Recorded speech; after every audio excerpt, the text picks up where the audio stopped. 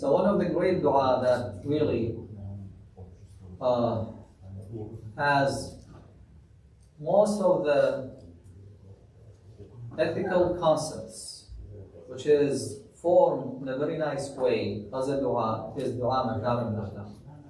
So this part is saying, Allahumma salli ala Muhammad wa ali Muhammad wa matta'ni bihudan salihin la astabdilu bih wa tariqati haqqin la aziru anha wa niyyati rushdin la ashukku fiha.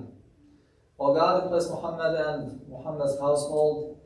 Give me to enjoy a sound guidance which I seek not to replace, a path of truth from which I swerve not, and an intention of right conduct in which I have no doubts. Now, what's the meaning of وَمَتِّعْنِي بِهُدًى صَالِحٍ? Each one of us wanted to be on the right path and to continue following this path, right? To be guided. Even when you are making decisions, يعني عندما تتخذون القرارات, when you are making decisions, you are asking Allah subhanahu wa ta'ala to guide you, to make the right decision, right? So this is part of like the du'as, وَمَتَّعْنِي, make me enjoy, okay? Because when you are on the right path, when you are making the right decision, and imagine how many decisions that you are making. When you drive, how many decisions that you are making? A lot, right? Maybe hundreds of times. When you want to talk, when you want to do something, when you want to call someone or text someone, okay? You are making decisions. All of these are decisions that you are making. So, as if Imam is saying, oh God, I ask you to open my mind, my heart, and my feelings to the righteous guidance. Always make me open to the right guidance, okay, by all my senses. And it has no doubts. Because if I am following certain paths, it should be with no doubts. Otherwise, you are going to hesitate to do things, and then you are going to get lost. And also, it won't lead me to what? To labyrinths, or labyrinths of being lost, which means that the maze of being lost. Sometimes I will follow certain path, but based on what? Some friends, something I read, peer pressure, my friends, all of them, they are doing the same thing. Then I will get lost. Then I find myself on the wrong way. And when you find yourself on the right path, you ask Allah subhanahu wa ta'ala to remain steadfast in the guidance and to continue on it. Why? Because many times if you are on the right path, you are going to face or challenged by many obstacles. If you are a true mu'min, for example, if you are a Muslim, if you want to preserve your identity wherever you go, when you go to high school, when you go to university, okay, some people will try to hide their identity, change their names. Some of them, they are not. What's your name? My name is Muhammad. Okay, what's your name? My name is, for example, Ibrahim. Abraham? No, Ibrahim.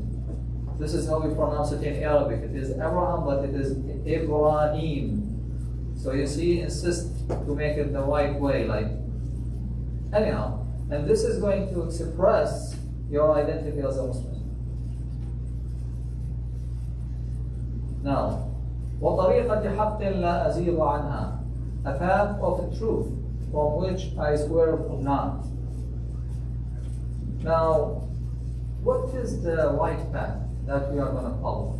Based on what?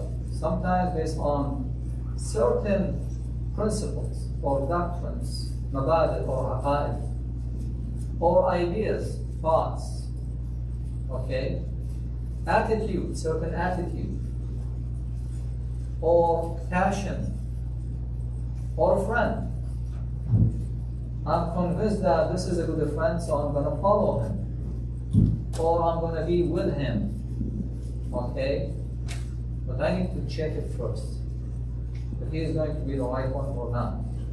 If this path, because friends, they have more influence, more than parents. And even now these days, with the virtual friends through social media, so dangerous. Especially with the youth, when they are under a lot of pressure just to be liked by others, just to look like others, to do what others are doing. So Allah subhanahu wa ta'ala says in the Quran, وَيَوْمَ يَعَضُّ الظَّالِمُ عَلَى يَدَيْهِ يَقُولُ يَا لَيْتَنِي اتَّخَذْتُ مَعَ الرَّسُولِ سَبِيلًا. And the day when the unjust one shall bite his hand, saying, which means that he is regretting what he was saying. So he will bite his hand, which means that he regrets what he was doing. Oh, would that I have taken away with the messenger? Oh, woe is me, or woe to me. Would that I have not taken such a one for a friend. Which means that sometimes we are not following the right path.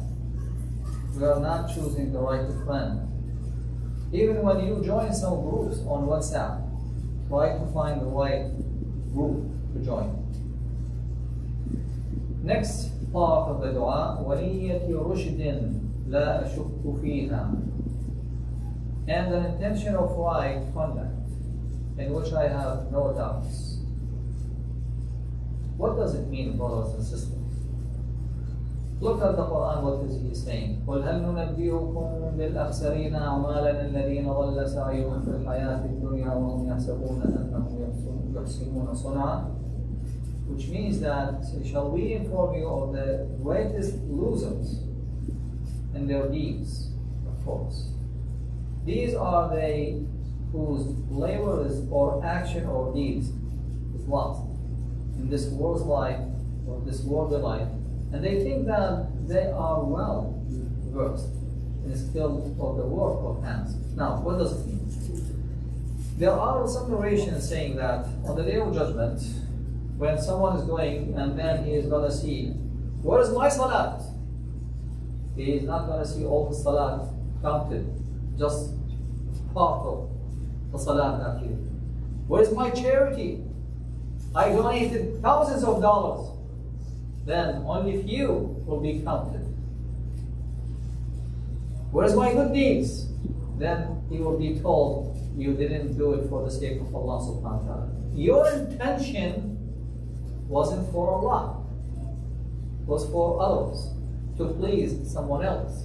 And Allah subhanahu wa ta'ala will not accept any partner with him in your intention. So your intention must be 100% for Allah subhanahu wa ta'ala, and do not make any partners with him. And that niyyah, that intention must be what? Solid. You are not going to have any doubt about it. When you decided to do something which is right, like for example, I am going to say the truth, even though that I am going to lose my friends. My intention is for the sake of Allah subhanahu wa ta'ala, is amr bil ma'roof and nahi anil munkar. Okay, so many thoughts come into your mind, and you are going to struggle. Should I do it? Not do it? Do it for the sake of Allah subhanahu wa ta'ala. Like those people, لا تأخذهم في الله لومة لائم. So, for the sake of Allah subhanahu wa ta'ala, they don't care about people, they will blame them. So don't have any doubt or hesitation. Now, so make my intention with what moves my motives and aspirations is very important, because we have many motives, many aspirations. Number one, based on what? Rational decision. rational intention that meets what is right and avoids what is wrong. Don't go with your emotions. Don't go with the peer pressure. Everyone is doing this. Why am I not doing it? No. Think carefully. Satan, shaitan, al-jinn or al-ins, human shaitan, jinn shaitan, always whispering, always trying to, take you astray. So he is never going to enter my mind. So this is the dua that you are making. You are asking Allah subhanahu wa ta'ala not to make shaitan to affect you. Okay? Ultimately the intention is for God's good and purity. That's it. Alright, I'm going to stop. This part is going to take a long time. It's very nice. I'm just going to read it for you. People are three kinds. Some of them, they will say, oh God, extend or expand my life. I want to live the longest life. Some of them, got tired of this life. They will say, God, please, let me die. Let me go. Some of them, they will submit their affairs to Allah subhanahu wa ta'ala. Alright? They are the best. And here, Imam suggests teaching us. He says, وَعَمِّرْنِي مَا كَانَ عُمْرِي بِذْلَةً فِي طَاعَةٍ. Let me live as long as my life is a free gift in obeying you. But if my life should become a pasture for shaitan, seize me to yourself before your hatred overtakes me, or your wrath against me becomes firm. Very nice part of dua. Okay? Any questions before I go to the fiqh part? No questions.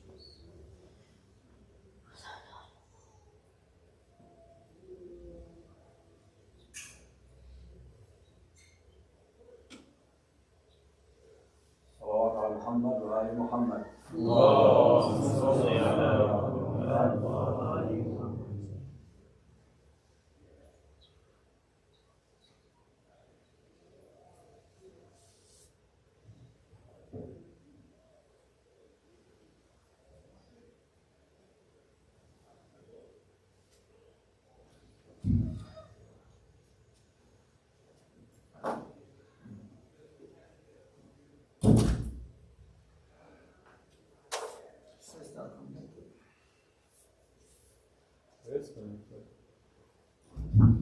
It's not changing. It's not changing from here. It's not changing over there.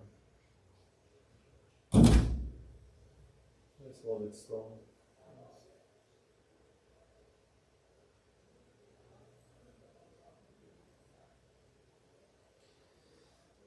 Okay.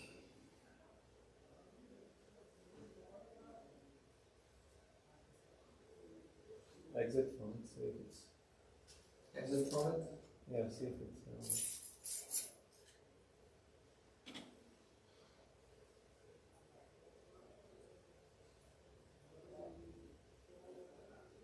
There you go.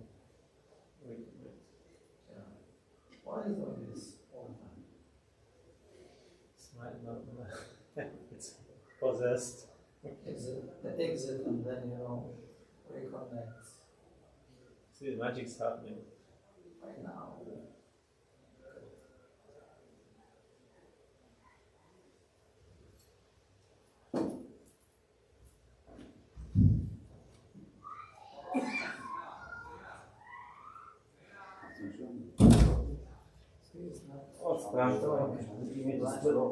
Go back to your settings. بس شيخنا لازم تسكر هذا الويندوز كله وبعدين Remember how تعال. we did last time? We went to display. No, this one is display. It's already on. It's not the Wi-Fi. Now we want to display and we'll split the screen. Oh, what was that? Go to system.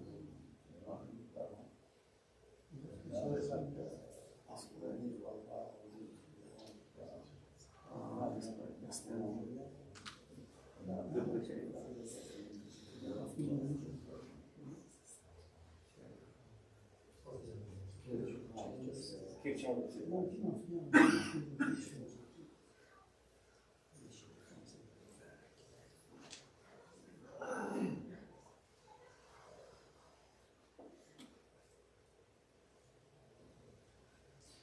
Okay, if you remember, we talked about, yes, no, sorry.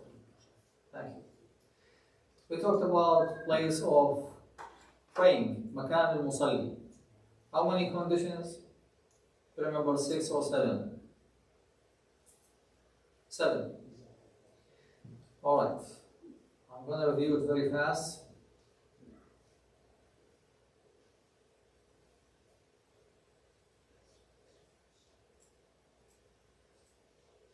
Number 1, the place must be mubah, which means it is lawful to pray in that place, okay? Number 2, it should be stable. It's not shaking, okay? So you cannot pray in a shaking place. Number 3, is likely to finish prayers in that place. So you have enough time. If it is windy and then you cannot finish your prayers, you cannot pray in certain places. Number 4, place where you can stand. So I showed you this picture, so you cannot stand in the back of your car, so you cannot pray. You need to stand, do ruku or do sujood, so you have enough space. Number 5,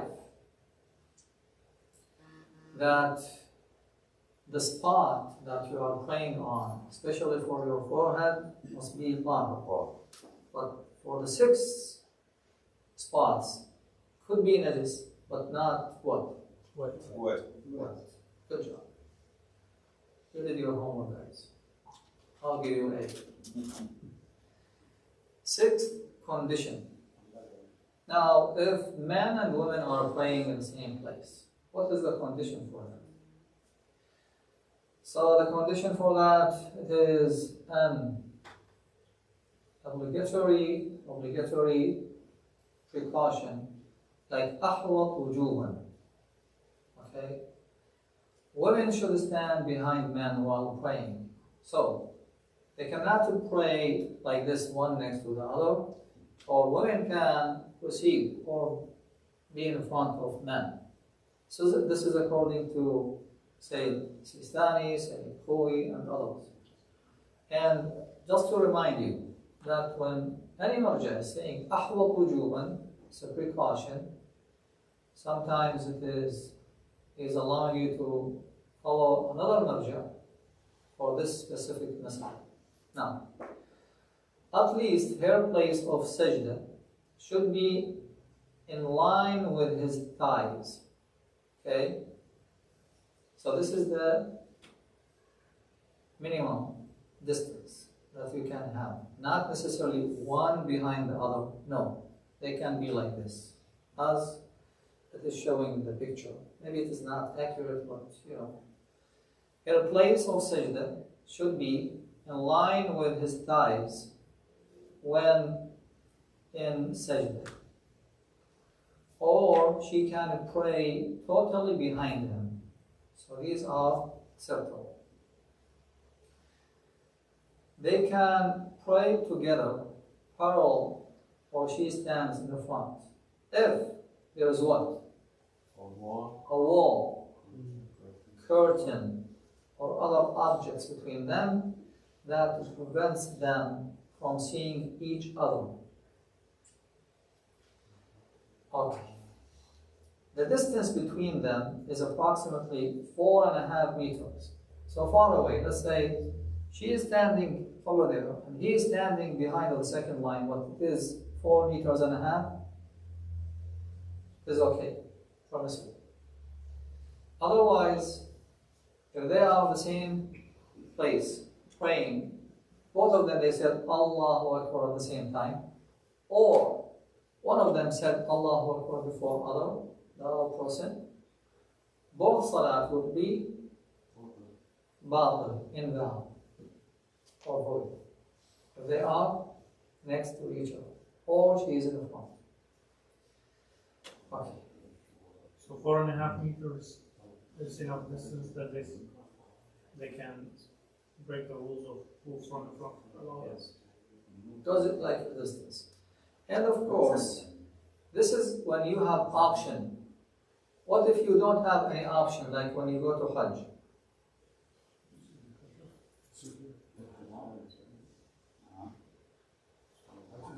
Have you seen Hajj?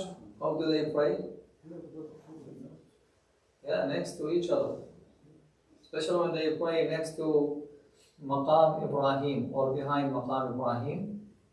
Okay, so you can see them out of necessity al-darura, or they have to. So that's it. Now, 7th condition. The place of one's forehead must not be higher than or lower than the height of 4 fingers close together in relation to the place of knees and big toes. So if you have a turban, this height, can you pray with this kind of turban? No. No, maximum is 4 fingers. Okay, not necessarily to my finger, to your fingers. MashaAllah, Ali's fingers are wider. Okay. Okay. And also there are other details when we go to sujood. Inshallah, we will explain that. It has been highly advised to perform prayers in a mosque. Okay? Prophet ﷺ, he emphasized, and even the Imams, that you should perform your prayers in the mosque, in the masjid. And the best of all mosques is, number 1, Masjidul Haram. And of course, the rewards or the hasanat is the maximum. Masjid al-Nabi, sallallahu alayhi wa sallam, mosque of the Prophet sallallahu alayhi wa sallam. 3rd, Masjid al-Kufa. 4th, Masjid al-Aqsa. 5th, Al-Masjid al-Jami', which means that there is a city has 4 masajid. But one of them is the biggest one, and they call him Al-Masjid al-Jami', which means everyone can gather in that masjid. Okay? So this is going to be next. When you pray in that big mosque, Al-Masjid al-Jami' is going to bring all people together. One's local mosque, which means that I have, like, in my city, there is a mosque next to me, or I can drive maybe 2 or 3 minutes, or I walk like maybe 2 or 3 minutes. So of course, the local mosque is going to be next. The mosque in the bazaar or the market. Have you seen these mosques? Very small ones. Yeah, this is musalla or masjidul, like in the same, like, alley. When you go, like, it is very narrow alley, and then you can see a mosque, very small one. This is for people who are working over there. So, and of course, there is musalla. It's not a masjid. Like, Al-Salam Musalla, or in the plaza, for example. Alright? So you can designate it as Musalla, you can say Musalla. Yeah, one time, there is a big mall, this Somalian mall, they call it Somalian mall, but it is not, the building is not owned by them, but all the market shops, most of them, 90% of them, is rented by them. And they have a masjid. There's a masjid, the 3rd floor. And when the adhan, when salat is due, you can see them, all of them will close their shops and go up the stairs and pray. Okay. Can you voluntarily pray the daily prayers, like Salatul Wajibah, any kind of Salatul Wajibah, obligatory prayers inside the Kaaba or on its roof, like on its roof? Can you or you can't? Who says yes? Yes. Who says no? I used to think no. The issue is the roof. The answer is no. So if you got the chance, no, you can't. And of course, in normal days, you're not going to be allowed to get inside the Kaaba. It's only for special guests. They will let them in. There is no problem in performing recommended prayers, which means mustahab, inside the Kaaba or on its roof. So Salat al-Mustahab is okay to do. And it is for Salat al-Mustahab, is you can, what direction are you going to pray? Four directions is Mustahab. This one, this one, this one, this one. Why? Any reason you can't pray inside? It is narrated by the Imams. توجه في اتجاه الكعبة واحد، شلون تصل للداخل؟ الاتجاه مالتك وين راح تصل اتجاه الكعبة؟ Could be, we don't know, could be. مستحب كان واجب كان. Performing the prayers in the shrine of the Imams. Okay? Alayhim salam is recommended. Like it is highly recommended, it is mustahab to pray in the shrine of Imam Ali, Imam Hussein, Imam al-Calvin and all the Imams, alayhim salam. Imam Rida alayhi salam. Okay, it's going to equal 200,000 prayers if you are going to pray in the shrine of Imam Ali. Disapproved of places or makruh places. Now we talk about. Is it narrated according to Hadith? Yes. Imam Sadiq alayhi salam. We don't know, but it should be based on Hadith. Now we talk about conditions, about places, right? Now there are lawful places, but it is makruh. Okay, it is not recommended. Better to avoid it. Now, what are these places? A public bath, يعني حمام عام. So you can go to a public restroom, you can lock the door, and you can pray. Can you do this? Yes. Yes, but it is makruh.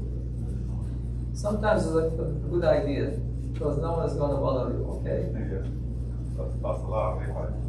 What ريحة؟ ما شاء الله. If the land or the place that you are, it is salty, like a lot of salt, okay? This also you should avoid it.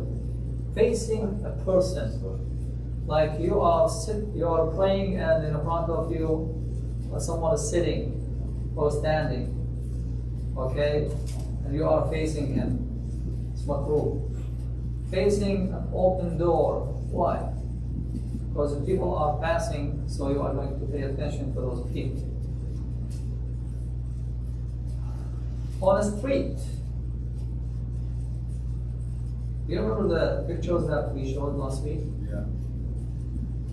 Okay, let me remind you all.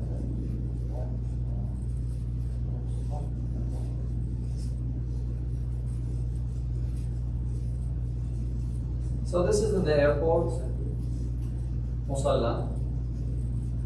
What about this person? Makruh. It is makruh. So What about this person? no. Invalid. He can.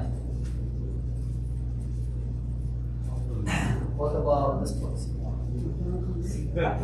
It is also on the street, so it is makruh. This one, same thing.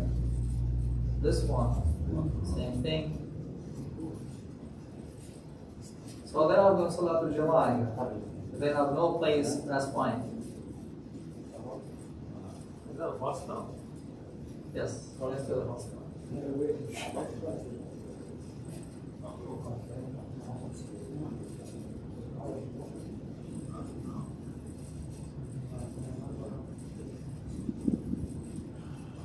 Okay, let's go back to facing an open door, now facing a fire or lamp is also makruh. And in the kitchen, and in every place where there is a furnace, Facing a pit or ditch where people urinate. Facing a picture or statue of a living thing, unless it is covered. In a room where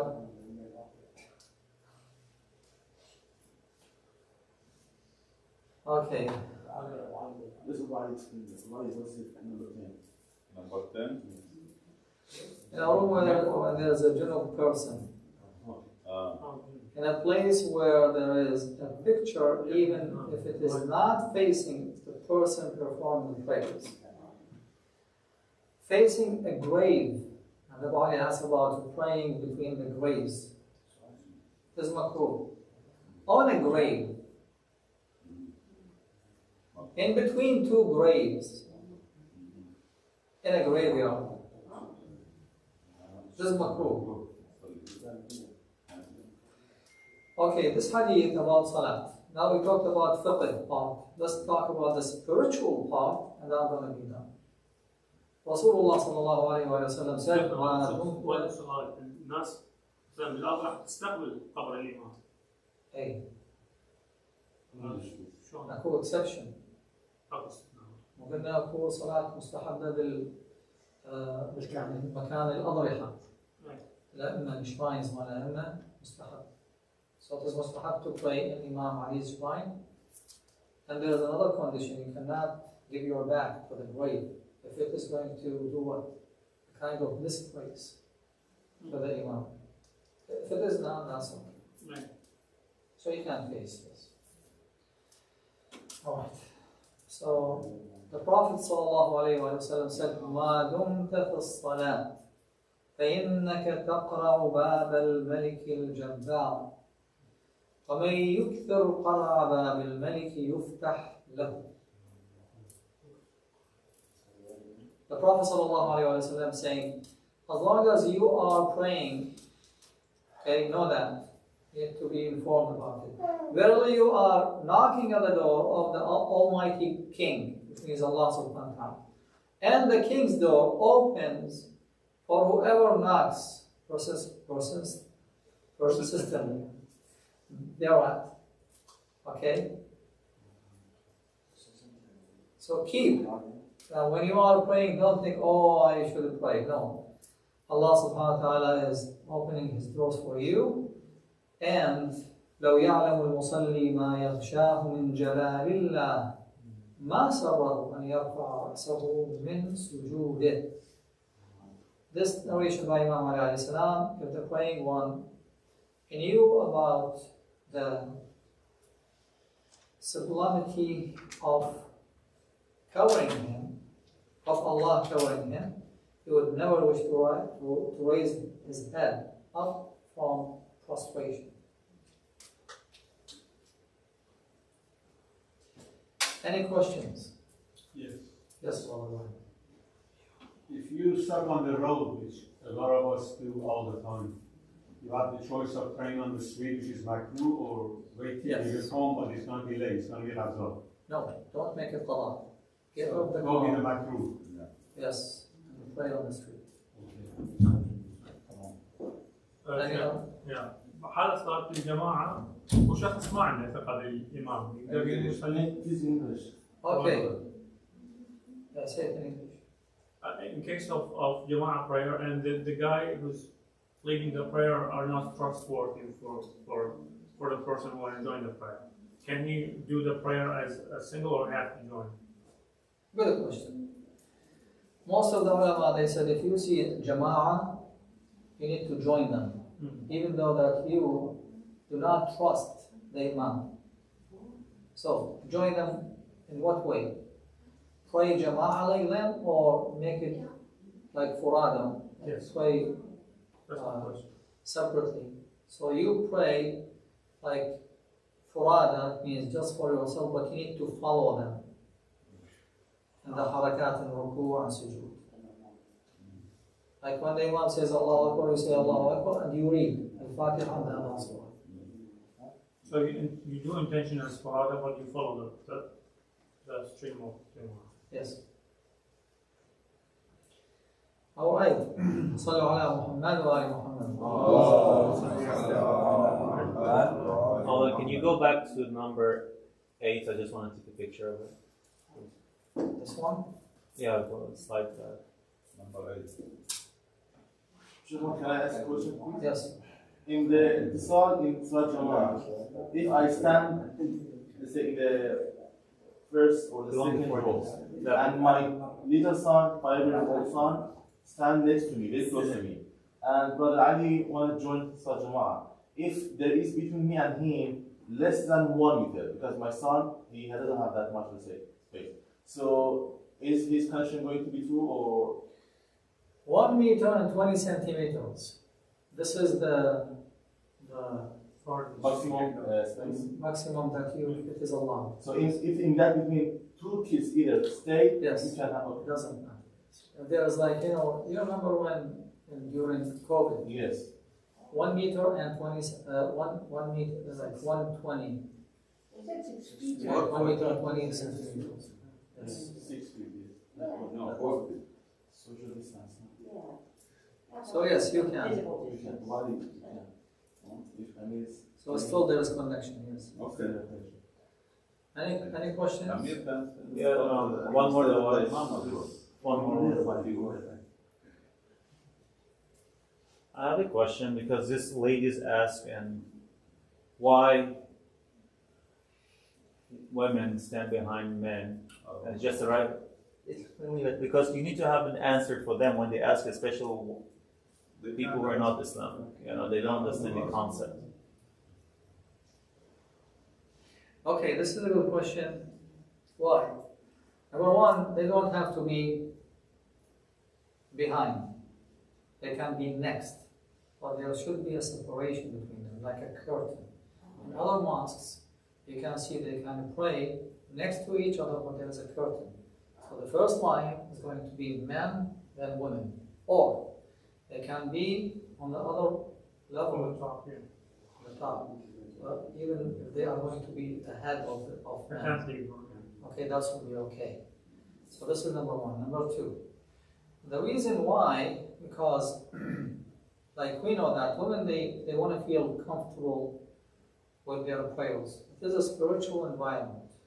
But imagine if someone is staring at her when she is praying. She doesn't feel comfortable, that's why. Could be the other way around.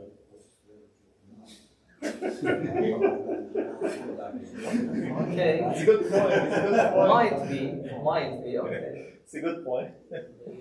But, when you go to Hajj, you will see that people are praying one next to the other, like, especially in Kaaba, like Masjid al-Haram, but it's so packed.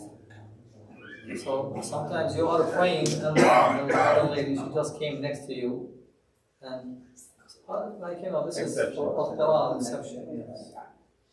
And by the way, other ulama, they said it's okay. Some ulama, they say it's okay to pray next to you.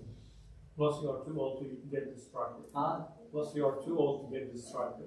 Yeah, like if you're home with your wife and your kids, she can pray. Your house is different story, of course. So you can lead the prayers and they can, Be next to you. like for example, Imam Ali alayhi salam, when he joined the Prophet, he was praying behind him, right? And Sayyidah Khadija, Lady Khadija, she was praying behind Imam Ali. So they were three. Like one, and Imam Ali is here, and then behind them she was Khadija. Okay. So yes. You said for the Shia ulama said they can pray together. Some ulama. Means to say without curtain, say Yes. women separate, men separate, or no, they go into each other. Say You see, mixed. okay. If you see the fatwa itself,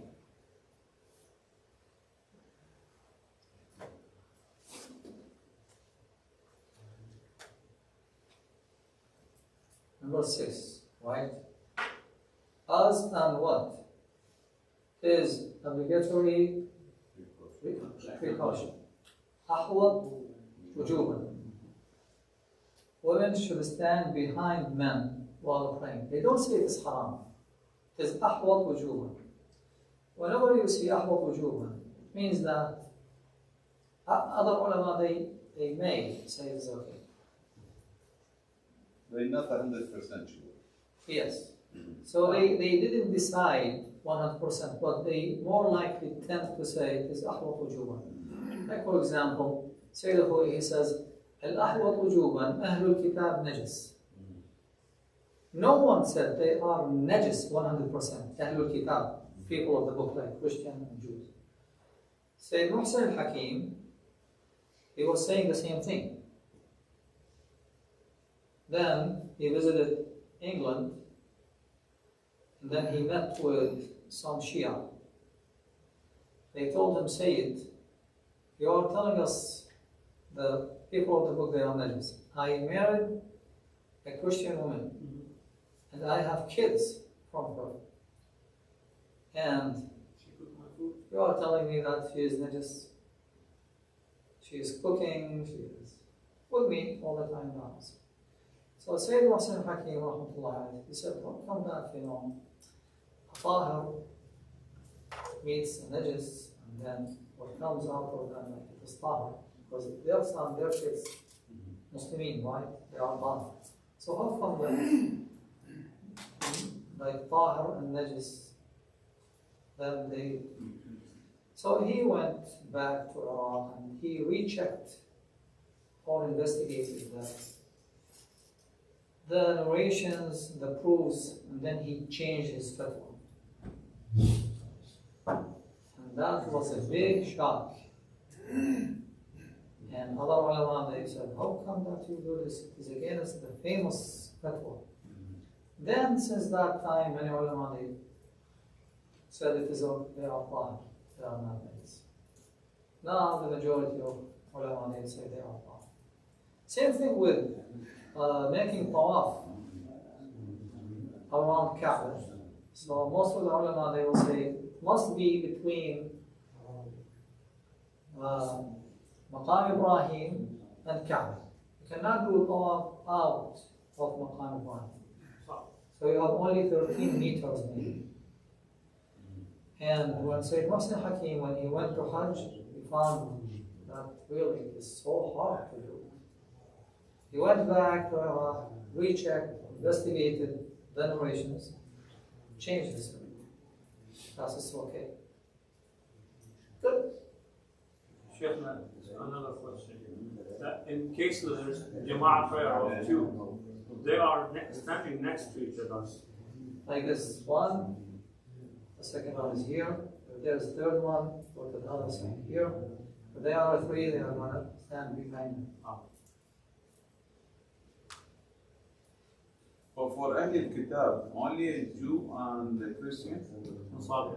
Sabi, and I think the Radish, they have book as well. If you find the Marja says they are fine, that's fine. Are you applying to marry one of them? Well, good luck fighting that. So, Sheikh, they're not supposed to shake hands with them. What do you consider that? I think what? Like other kuffar, like a Buddhist. Are you shaking hands with a Buddhist? Yes. Especially within this country. First thing first, we don't know what religion they are in. Not but I know a fact. I know as a person who's Zaradish and he talks about it. But I have to meet with him. Yeah, you can shake hands. It's okay. Even with the Buddhist, with the Hindu. Back to his question. In one of the ayahs is talking about, the Zaradish people as a kitab. I remember that it was enclosing them with two brackets as Yahud wal Nasara wal Sabi'in wal Majus. In one of the ayahs, I'm quite sure I passed through one of those ayahs. This was Sabi'in, yes. Sabi'in wal Majus. It's referring to Majus technically as one of the group. No, when they talk about who are they, so three groups. Christian, Jews, Sabi'in. Sheikh who's follow Nabi Allah? Even though it was mentioned, but it doesn't إن الذين آمنوا والذين هادوا والصابرين والنصارى والمجوس والذين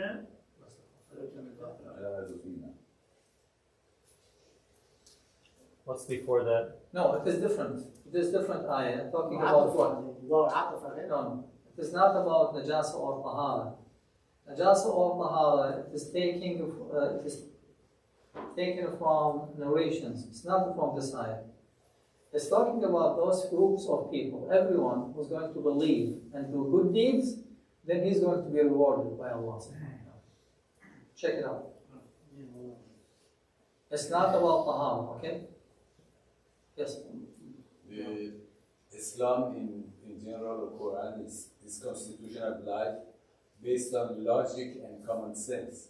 So most of these things that right now we see in the world, are they based on being proven based on some facts or effect, or it's just Not necessarily. tradition? No, not necessarily. Or just say do it and they have to do it. There must be a reason. So, Okay? so when we are talking to non-Muslims, we have to be able to explain to those people what are the logic behind. Yes, for example. If you don't know, Okay, let me give you an example. Why alcohol is forbidden? common sense. No, it's not common sense. It is Yeah, mentioned in the yeah. Quran. Because it takes you away from Its harm is more than its benefits. I noticed that Exactly. rains. So maybe this is one of the rules that we can't follow in our lives. Okay, even any kind of food is going to harm you more than it is going to benefit you. Avoid it. Indeed, but for example, the woman stay behind, or like what we see here. So, what are the logic behind this? Okay, We have to explain. okay. When we have this rule in the Quran about alcohol, okay, so it must be a reason behind it, right? What do I have? Now, when we come to the narrations, ulama will differ in their opinions. Right. For example, if you immerse if you put your head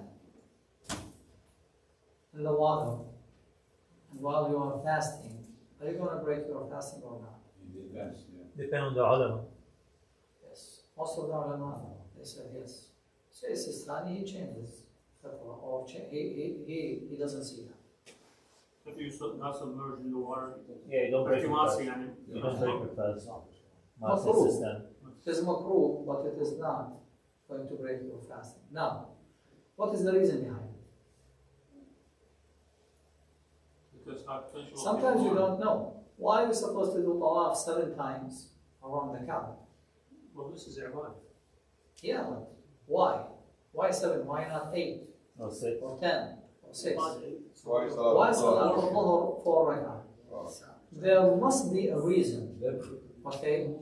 Or it is just a kind of a test. Have you seen those people in the military? What their their officers, what they do to them? But how can we? They want to Explain. test. No, they want to test them. For example, Right. okay, dig a big hole. So 2-3 hours they will check on them. They say, "Oh, no, this is not good." Dump it and dig another one. So you have to follow the rules. Oh, even though that you don't know why. So they want to train them that you have to follow rules. Why? Because you're in the military.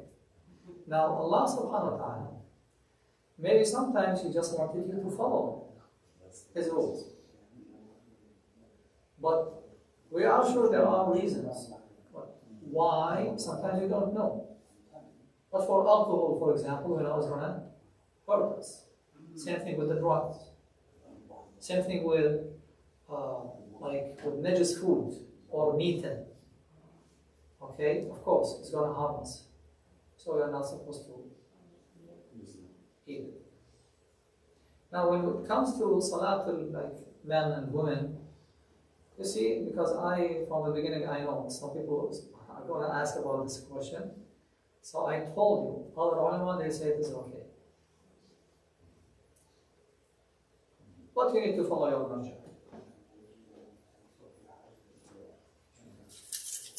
Alright. صلوا على محمد وآل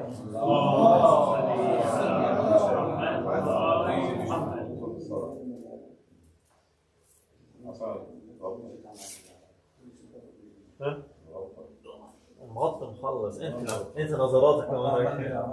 انت نعم نظراتك كمان رايح. يجوز الصلاة حط لي الشهاده في النص. خلاص